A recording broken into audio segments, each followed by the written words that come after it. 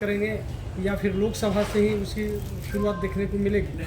जिस दिन जन स्वराज दल बन गया उस दिन के बाद वहाँ वो चाहे लोकसभा का चुनाव आए या विधानसभा का चुनाव आए, एक बार दल बन गया तो निश्चित तौर पर जो लोकतांत्रिक राजनीतिक व्यवस्था है उसमें चुनाव तो लड़ा ही जाएगा।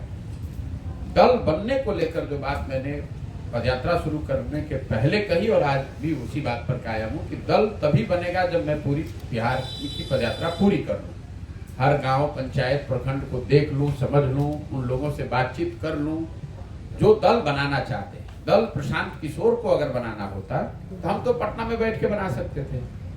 मैं जो आपको बार बार समझाने की कोशिश कर रहा हूं कि जब तक इन तीनों चीजों को समायोजित नहीं किया जाएगा, आप दल बना लीजिएगा, लोग ही नहीं तैयार है, लोगों की समझ नहीं है, फिर जाकर वही गलती करेगा। तो लोगों को पहले समझाया जाए, प्रेरित किया जाए, उन्हीं के बीच से ऐसे लोगों को निकाला जाए कि दल जो बनाए और दोनों काम हो जाए। तो उसके साथ साथ एक योजना भी हो, ऐसा ना हो कि चुन के आने के बाद फिर आप अध्ययन करना शुरू करें कि बिहार की समस्या क्या है, इसका निपटारा कैसे होगा। तो जहां तक मैं समझता हूं आपके सवाल का जो जवाब है, लोकसभा से पहले मुझे नहीं लगता है कि जन स्वराज दल बन पाएगा, इसलिए कि पदयात्रा लोकसभा से पहले तो पूरी हो नहीं पाएगी, हम लोग तो चल ही रहे डेली।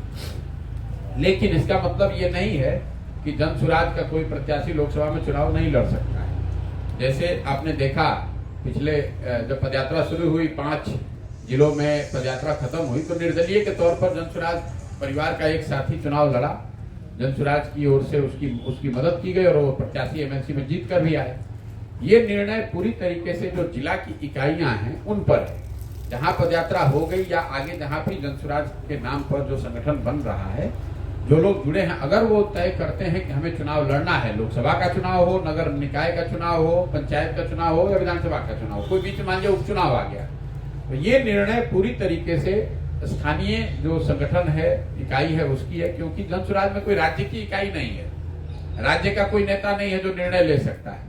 अब छपरा में मान लीजिए मेयर का उपचुनाव होने की संभावना है, तो ये निर्णय सिर्फ और सिर्फ छपरा में जो जन स्वराज की इकाई है उन्हीं को लेना है कि भाई हमको लड़ना है कि नहीं लड़ना। अगर लड़ना है तो वो लोग सब लोग मिलकर लड़ेंगे। यही बात कमोबेश लोकसभा में भी रहेगी। सर, आज झंझारपुर में है आप, झंझारपुर में बहुत घूम भी चुके हैं। यहाँ जो मुख्य दल है भारतीय जनता पार्टी जदयू, ये सारे लोग झंझारपुर को जिला बनाने का काफ़ी आश्वासन दिए और बहुत पुरानी मांग ये भी है। भाजपा अपना संगठन भी अलग झंझारपुर जिला करके बनाई हुई है। नीतीश कुमार जी भी बहुत दिन पहले ही यहाँ बताया जब हम सत्ता में आएंगे तो बनाएंगे। दोनों दल सत्ता में रहे तो चुप रहे, अब अलग हैं तो भी चुप हैं। नहीं, देखिए बिहार में ये जो पूरा रैशनलाइजेशन है, यहाँ 13 करोड़, सिर्फ जिले की बात नहीं है, जिला, प्रखंड और पंचायत की जो संख्या है विथ रिगार्ड टू पॉपुलेशन, हम लोग की आबादी है 13 करोड़। तो यहाँ पर जो जिलों की संख्या होनी चाहिए, वो चाहे बगहा का मामला हो या यहाँ झंझारपुर का मामला हो, ये वर्षों से लंबित है और कहीं ना कहीं नीतीश कुमार जी ने एक तरीके से जैसे अन्य विषयों पर अपने अहंकार को के चलते उसको लागू नहीं किया। बगहा में भी उन्होंने घोषित किया बनाएंगे, पुलिस जिला बना दिया, लेकिन पूरा जिला नहीं बनाएंगे। वही हाल झंझारपुर का है। ऐसे कई जगहों पर प्रखंडों की मांग है, जिलों की मांग है, तो इसका एक पूरा रैशनलाइजेशन जो है, यहाँ जो पंचायतों की जो साइज है वो अपने आप में बहुत बड़ा है। 12,000 से 15,000 की आबादी पर यहाँ एक पंचायत है। आप आंध्रा में चलिए, तमिलनाडु में चलिए, केरल में चलिए, तो वहां पर 3,000 से 5,000 पर एक पंचायत है।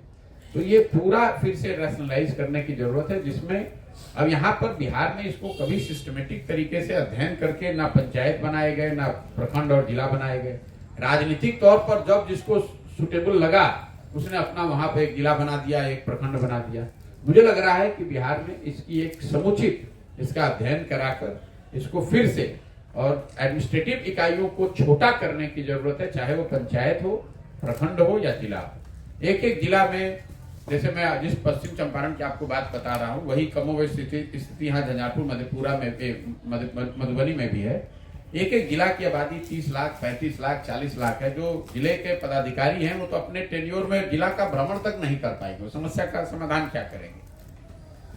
लोग 4-4, 5-5 महीने तो जाते ही नहीं है अपने एरिया में। तो मेरा इस पे अपना मत यह है कि जितनी भी एडमिनिस्ट्रेटिव इकाई है, चाहे वो जिला है, प्रखंड है, पंचायत है, उसको फिर से रैशनलाइज करने की जरूरत है। देश के अन्य राज्यों में, खासकर जो आगे बढ़ गए राज्य, विकसित राज्य हो गए हैं, आगे धनी राज्य हैं, वहां के भी मॉडल को देखना चाहिए। और सब देखने से ऐसा लगता है कि इकाइयों को यहाँ जनसंख्या के हिसाब से और बढ़ाया जाना चाहिए। जातीय गणना की जो रिपोर्ट आई उसके बाद बिल पेश हुआ, अब जो है उस पर राज्यपाल ने अपना मुहर लगा दिया है। अब मांझी जी का कहना है कि राज्य मंत्रिमंडल को बर्खास्त होना चाहिए और बर्खास्त के बाद पुनः निर्माण होना चाहिए, जिसकी जितनी संख्या भारी उसकी उतनी हिस्सेदारी के आधार पर। देखिए, मांझी जी ने क्या कहा मुझे पता नहीं है। मैं जो इस पे पहले से कह रहा हूँ कि आपने सर्वे करा लिया और सर्वे के आधार पर आप कह रहे हैं कि समाज का एक बड़ा वर्ग आर्थिक, सामाजिक, राजनीतिक तौर पर वंचित रह गया, उसको लाभ नहीं मिला। तो अगर लाभ नहीं मिला तो पहला सवाल ये है कि लाभ आखिर मिल किसको रहा है। पिछले 35 वर्ष से तो दो ही आदमी सत्ता में बैठे हैं, वो है लालू जी और नीतीश जी। तो अगर वंचित समाज के लोगों को विधायकी में या लोकसभा में टिकट नहीं मिला, लड़ने का अवसर नहीं मिला, तो उसके लिए जिम्मेवार कौन है? भाजपा, जेडीयू और आरजेडी। तो इन तीनों दलों को पहले ये घोषणा करना चाहिए कि कितने लोगों को वंचित समाज से उन्होंने अभी तक विधायक का सांसद का टिकट दिया है। दूसरा बात, कितने इनके दलों में ऐसे विधायक सांसद हैं जो इन वर्गों के हैं, जो जीत कर आए हैं। और तीसरा जो सबसे महत्वपूर्ण बात है, जो मांझी जी बता रहे हैं कि भाई जो विधायक जीत कर आए हैं, अभी आपके मंत्रिमंडल में कितना आपने प्रतिनिधित्व दिया है वो बता दीजिए। मतलब ये तो ऐसे हुआ चोर मचाए शोर।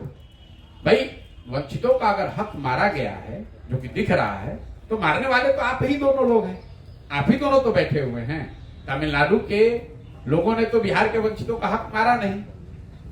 भाई राज्य सरकार जो आज यहाँ बिहार में चल रही है, उसका इस वित्तीय वर्ष में बजट है बिहार सरकार का 2,46,000 करोड़ और 60% उस बजट का सीधा 60% राशि जिन विभागों के पास है उसके मंत्री दो व्यक्ति हैं, नीतीश कुमार और तेजस्वी यादव। तो अगर आपको वंचित समाज को या जो समाज छूट गए हैं उनको भागीदारी देनी है तो उन्हें उन समाज के जीते हुए विधायकों को वो विभाग देने चाहिए।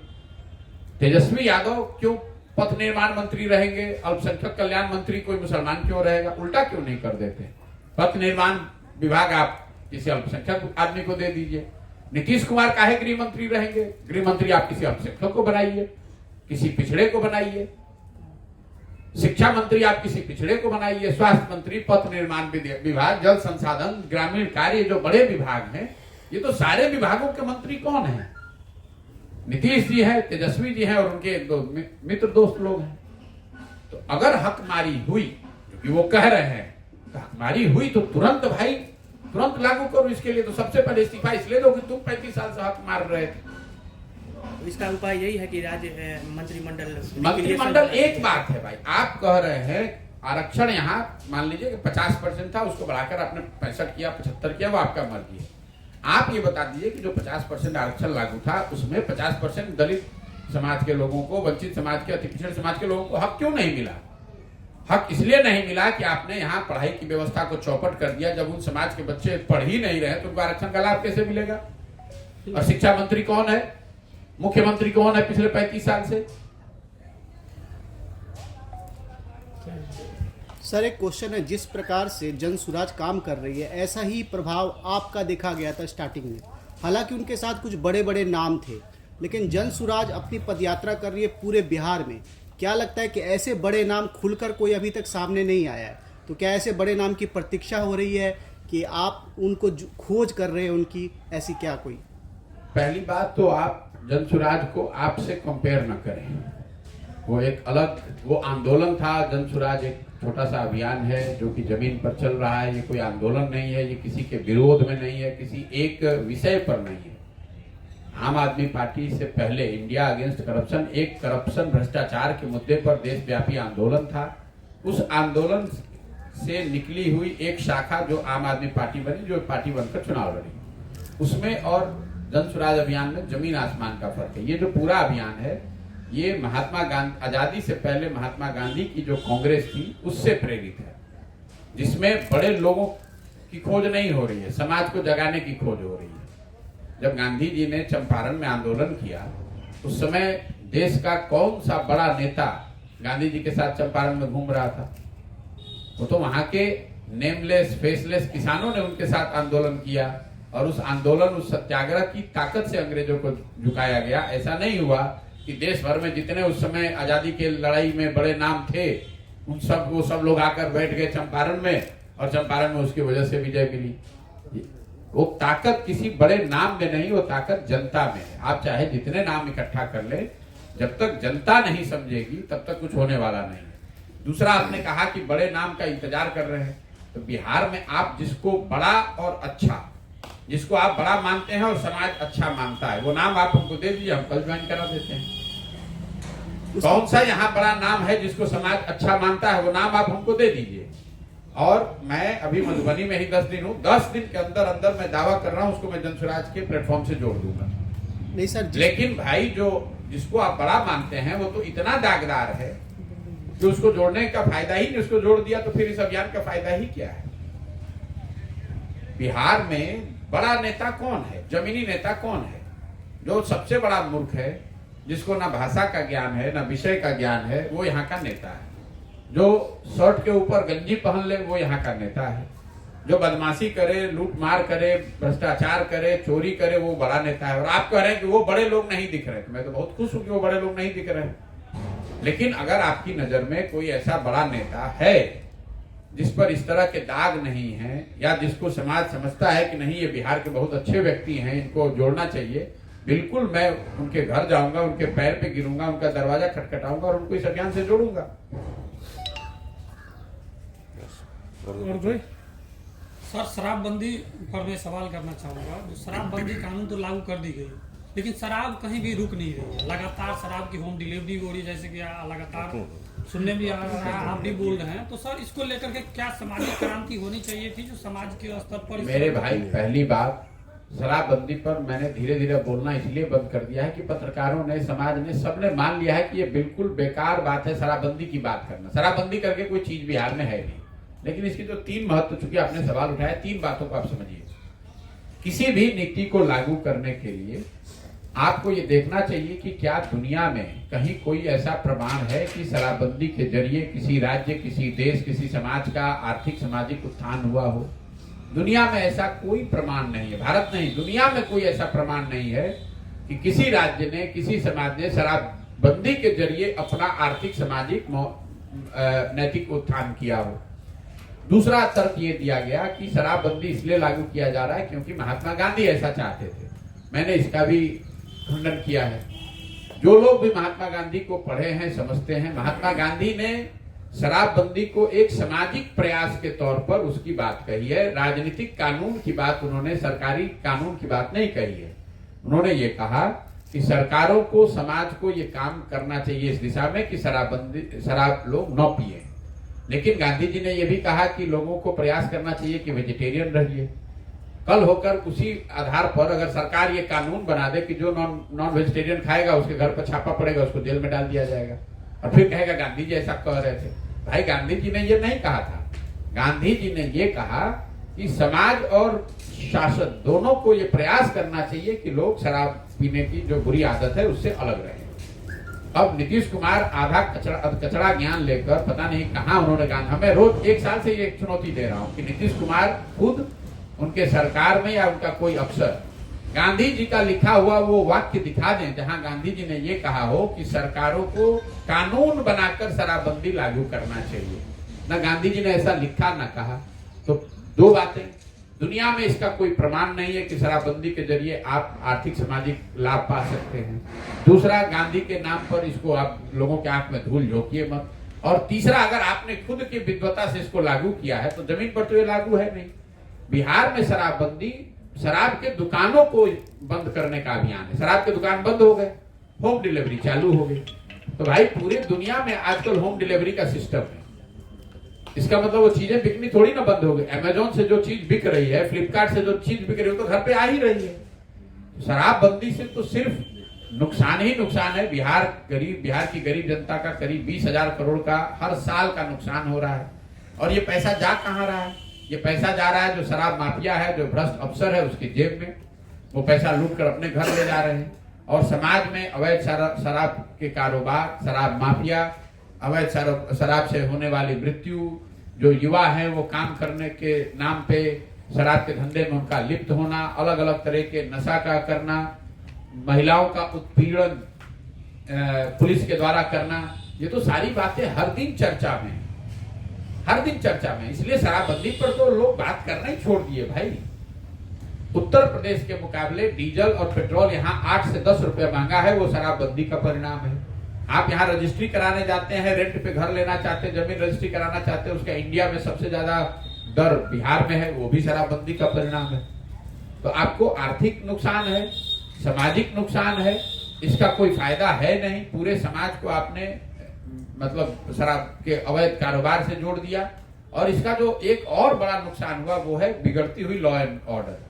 जितना पुलिस प्रशासन तंत्र है वो शराबबंदी लागू करने, उससे पैसा कमाने, उसको छुपाने बढ़ाने में लगा हुआ है, और जो नॉर्मल लॉ एंड ऑर्डर की प्रक्रिया है, जो काम है, उस पर कोई ध्यान ही नहीं दे रहा है। इसीलिए आप देख रहे हैं पिछले 3-4 सालों से यहाँ कानून व्यवस्था की स्थिति बिगड़ती चली जा रही है। सर, लालू जी की बेटी के जो आपके बारे में बयान दिया, उस पर आपका रिएक्शन क्या है? कोई रिएक्शन नहीं। लालू जी की बेटी, अब लालू जी के बेटे यहाँ नेता, आप उनकी बेटी पर, उनके नाती पर, उनके घर में काम करने वाले लोगों के बयान पर बयान देने लगे तब तो हो गया बात। जिसको जो बयान देना है दे। मैंने जो बात कही उसको रोज रिपीट कर रहा हूँ, आज फिर से रिपीट कर दे रहा हूँ। हमने ये नहीं कहा है कि तेजस्वी यादव अच्छे हैं, खराब हैं, ज्ञानी हैं, मूर्ख हैं। हमने ये कहा कि उनकी पहचान बस इतनी है कि वो लालू यादव के लड़के हैं, क्योंकि उन्होंने 9वीं फेल है। अगर नहीं है तो बता दें कैमरे पर कि नहीं है भाई, हम पीएचडी किए हुए हैं। मैंने क्रिकेट की बात कही भी, मैं पत्रकारों ने कहा कि उनकी जब बात की तो मैंने कहा भाई उनकी पहचान क्या है? उनकी पहचान तो बस इतनी ही है कि भी वो लालू यादव के लड़के हैं। इसके अलावा पढ़ाई के क्षेत्र में, खेलकूद के क्षेत्र में, सामाजिक कार्यों के क्षेत्र में अगर उन्होंने कोई पराक्रम किया है तो वो बता दें, हम लोग भी उसको सीख लेंगे, उसको नोट कर लेंगे। वो तो खुद उछल रहे हैं वो लोग कि हम उनको अज्ञानी बता रहे हैं। हम कहाँ बता रहे हैं? हम तो खाली जो फैक्ट है वो बता रहे हैं। मान लीजिए कि हमारे बाबूजी डॉक्टर थे तो हम नहीं रोज कह रहे हैं कि हमारे बाबूजी डॉक्टर थे, हमारे दादा बैलगाड़ी चलाते हैं, हम तो रोज कहते हैं। तो अगर आपके बाबूजी मुख्यमंत्री हैं तो आपको बताया जाएगा भाई आपके मुख्यमंत्री बाबूजी थे, इसीलिए आप वहां बैठे हुए हैं कुर्सी पर। इसमें बुरा मानने की क्या बात है? अगर हम गलत कुछ उनके लिए कह रहे हैं जो नहीं है सत्य, तो उसका खंडन कर दें, बता दें कि भाई आप बिल्कुल झूठ फैला रहे हैं समाज में, हम तो पीएचडी हमने किया हुआ है, हमने इस यूनिवर्सिटी से ये डिग्री ली है। आप जितने पत्रकार यहाँ बैठे हैं, आपको भी समाज का अनुभव है। आपके अपने बच्चे अगर जो उन्होंने 9th पास नहीं किया है, उसको आप यहाँ बिहार में कोई नौकरी दिला सकते हैं? जो आदमी ट्विटर पे और प्रेस में आकर चिल्ला रहा है उसको हम बता रहे हैं कि 9वीं फेल किसी व्यक्ति, किसी बच्चे को यहाँ कोई नौकरी, कोई जगह मिल सकती है। और अगर किसी को मिल रही है तो ये देखना पड़ेगा भी उनको क्यों मिल रही है। वो इसलिए मिल रही है कि लालू यादव के लड़के, यही तो फैक्ट हम आपको बता रहे हैं। इसमें इतना घबराने की क्या जरूरत है? और जहां तक परिवार की बात है, किसी ने कहा कि भाई तो खाली लालू जी के परिवार के बारे में बोल रहे हैं। हम सबके बारे में, हम तो सम्राट चौधरी के बारे में भी रोज बोलते हैं कि सम्राट चौधरी की क्या हैसियत है भाई? तो शकुनी चौधरी के लड़के हैं, इसलिए भाजपा ने भी उनको बनाया है। शकुनी चौधरी कांग्रेस की सरकार थी तो उसमें भी विधायक मंत्री थे, लालू जी का दौर आया तो उसमें विधायक मंत्री हो गए, फिर नीतीश जी का दौर आया तो उसमें विधायक मंत्री हो गए, मांझी जी मुख्यमंत्री बने तो उसमें भाग के भी विधायक मंत्री बन गए। आज अभी उनको भाजपा का दौर दिख रहा है तो भाजपा को भी और कोई नहीं मिला है, उनको एक बड़े नेता के बेटे को ही जगह दिया है उन्होंने भी। ये बात सिर्फ लालू यादव और शकुनी चौधरी की नहीं है, मैं ये आंकड़ा हर जगह देता हूं, आपको रिपीट कर देता हूं। बिहार में पिछले 30 साल में जितने लोग विधायक सांसद बने हैं, चाहे जिस दल से बने हैं, वो 1250 परिवार के लोग ही हैं। बिहार में 13 करोड़ आबादी है, करीब 3.5 करोड़ परिवार यहाँ रहते हैं, लेकिन राजनीतिक तौर पर विधायक सांसद बनने का अधिकार यहाँ पर अभी तक सिर्फ 1250 परिवार के लोगों को ही है। इन परिवारों ने ऐसा राजनीति पर यहाँ कब्जा कर लिया है कि ये रहेंगे, इसके बाद इनके बेटे रहेंगे। यही तो बिहार की दुर्दशा का कारण है। और ये सिर्फ आरजेडी में नहीं है, हम तो भाजपा वालों को कह रहे हैं कि भाई सम्राट चौधरी की क्या क्वालिफिकेशन है? शकुनी चौधरी के लड़के अगर नहीं है तो किस आधार पर बना दिया यहाँ का, मतलब किस आधार पर भाजपा के अध्यक्ष है? मैं तो ये जनरल बात कर रहा हूं कि बिहार में जो व्यवस्था है उसकी एक कारण उसकी बदहाली का ये है कि यहाँ कुछ चंद परिवारों ने यहाँ की राजनीति पर पूरी तरीके से कब्जा किया हुआ है। आप किसी भी विधानसभा को उठाकर देख लीजिए, आप अपने विधानसभा को उठाकर देख लीजिए, वही 4-5 परिवार है, वो या उनके बच्चे। दल चाहे कोई रहे, नेता कोई रहे, जब जिस नेता का जिस दल का दौर आता है उसी में फिर सब जाके शामिल हो जाता है। जो लोग यहाँ पर कांग्रेस के मुख्यमंत्री रहे, उन्हीं के बच्चे आज भाजपा से यहाँ विधायक। तो ये परिवारों का जो कब्जा है, हम उसके खिलाफ बोल रहे हैं। हमें किसी व्यक्ति से नहीं लेना देना है। अब उनको मिर्ची लग रही है तो हम क्या करेंगे उसके लिए। मैं तो उनके पक्ष की बात कर रहा हूं कि भाई सिर्फ परिवार की राजनीति लालू यादव नहीं कर रहे हैं। बिहार में हर विधानसभा, हर प्रखंड में, हर लोकसभा में कमोवेश यही स्थिति है। 2, 4, 5 परिवारों ने कब्जा किया हुआ है। घूम फिर कर वो या उनके बच्चे ही किसी न किसी दल से चुनाव लड़ते हैं और मजबूरी में यहाँ की जनता को उन्हीं को वोट देना पड़ता है। चाहे वो लालू यादव के लड़के तेजस्वी यादव हो कि शकुनी चौधरी के लड़के सम्राट चौधरी हो। कोई ऐसा नहीं है जो अपने बल पर आया। अपने बल पर लालू जी आए थे तो ठीक है, अपने बल पर नीतीश जी आए वो ठीक है, लेकिन सम्राट चौधरी तो अपने सम्राट चौधरी की यही तो पहचान है भाई कि शकुनी चौधरी के लड़के हैं, तो भाजपा ने बना दिया उनको नेता। नहीं तो आप मुझे बताइए बिहार में उन्होंने कौन सा पराक्रम सम्राट चौधरी ने किया है? राजनीतिक कैरियर उनको भाजपा को और कोई नहीं मिला। वो लोग भी वही जाति देखता है और देखता है कि कोई बड़े बाप का बड़ा नाम चेहरा है, उसको बना दो, उसका नाम उसी नाम पर वोट लेते रहो। हम तो आरजेडी बेकार उछल रही है। लोग आदत है बिना बात को समझे हुए कुछ भी बोलने का। हम जो बोल रहे हैं आप उसको सत्य के आधार पर काट दीजिए कि नहीं भाई आप प्रशांत किशोर झूठ समाज को गुमराह कर रहे हैं। तेजस्वी यादव नवा कहां फैले थे, उन्होंने पीएचडी कर लिया। इंडिया गठबंधन की क्या भविष्य देख रहे हैं? शिवानंद तिवारी ने भी कहा है कि इंडिया गठबंधन पिछड़ रही है, कल ही का उनका स्टेटमेंट। चलिए किसने क्या कहा इससे मतलब नहीं। हम अपनी बात इंडिया गठबंधन को लेकर, बिहार में महागठबंधन को लेकर जो पिछले साल भर से कह रहे हैं वो आपको बता देते हैं। जब नीतीश कुमार ने बिहार में महागठबंधन बनाया, पत्रकारों ने आकर पूछा सर इसका देश पर असर क्या होगा। मैंने उस समय कहा देश पर इसका असर 0 होगा। ये राज्य स्पेसिफिक घटना है।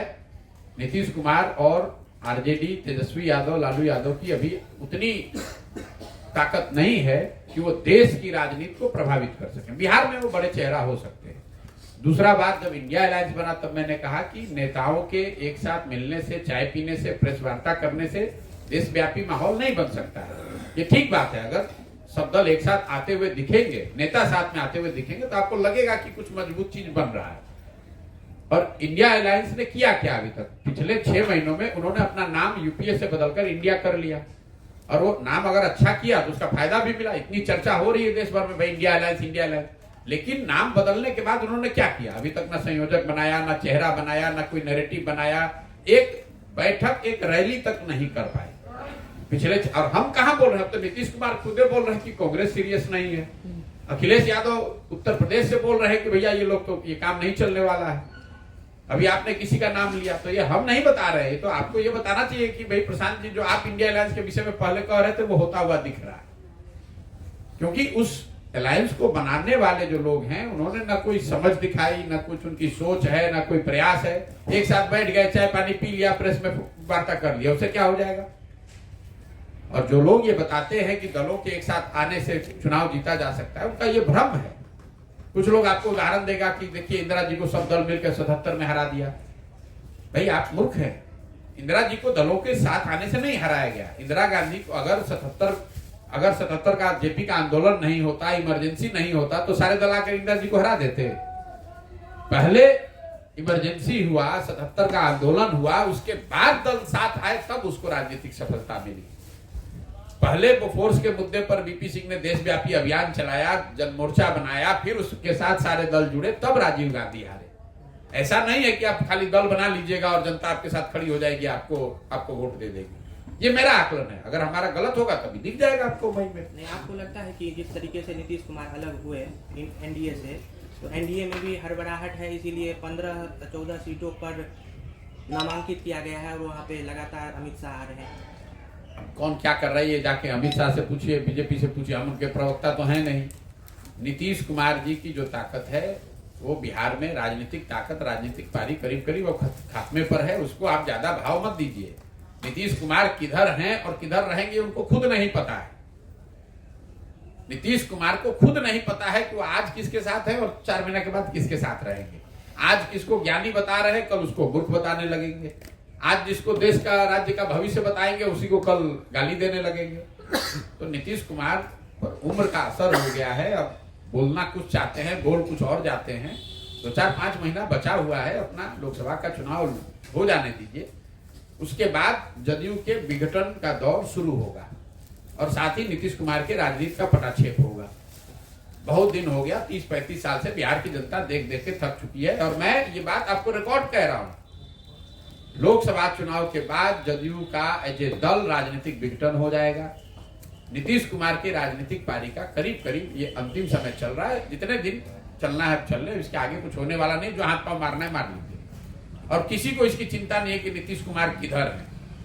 इवन आरजेडी को भी इसकी चिंता नहीं। आरजेडी भी यही सोच रहा है कि इनका खत्म हो कहानी। तो उसके आरजेडी भी वही सोच रहा है, भाजपा भी यही सोच रहा है, सब यही सोच रहे हैं कि इनकी कहानी खत्म। सर क्या उम्मीद करें जन स्वराज के पद यात्रा के बाद बिहार की राजनीति में एक नई भूचाल आएगी और युवाओं को मौका मिलेगा? चूंकि आप ये उम्मीद रखिए। मैं पूरी तरीके से मैं बता रहा हूँ, आप जो सवाल कर रहे हैं उसका जवाब ही दे रहे हैं। पूरी तरीके से संकल्पित हैं। बिहार में 2 बरस लगे, 4 बरस लगे, 6 बरस लगे, 10 बरस लगे, यहाँ बिहार में आपको नई व्यवस्था, नया तरीका, बिहार में परिवर्तन अगले 10 साल में दिखेगा ही दिखेगा। उसके लिए मैं पूरी तरीके से संकल्पित हूँ। कैसे होगा, कब होगा, वो आप देखते जाइए। अभी तो साल भर हुआ है, हमने तो कोई दल नहीं बनाया है। आप भी यहाँ पत्रकारिता कर रहे हैं। हम 1 महीना से आज मधुबनी झंझारपुर एरिया में हैं। आप देख रहे हैं कि जो लोग आकर जुड़ रहे हैं, हम तो सामने से कह रहे हैं जिसको वोट देना है दो, लेकिन फिर भी लोग आकर क्यों जनसुराज से जुड़ रहे हैं? आप उसकी चिंता मत कीजिए। थोड़ी बहुत चुनाव और राजनीति की समझ मुझे भी है। जो काम हम कर रहे हैं इसको करने दीजिए, घबराने से नहीं होगा। 50 वर्ष से अगर व्यवस्था बिगड़ी हुई है तो उसको एक दिन में नहीं सुधारा जा सकता है। साल 2 साल मेहनत करनी पड़ेगी। लेकिन मेरा एकदम विश्वास है, जब पदयात्रा शुरू किए थे उससे आज 10 गुना ज्यादा विश्वास है कि जनता को ये बात समझ में आ रही है।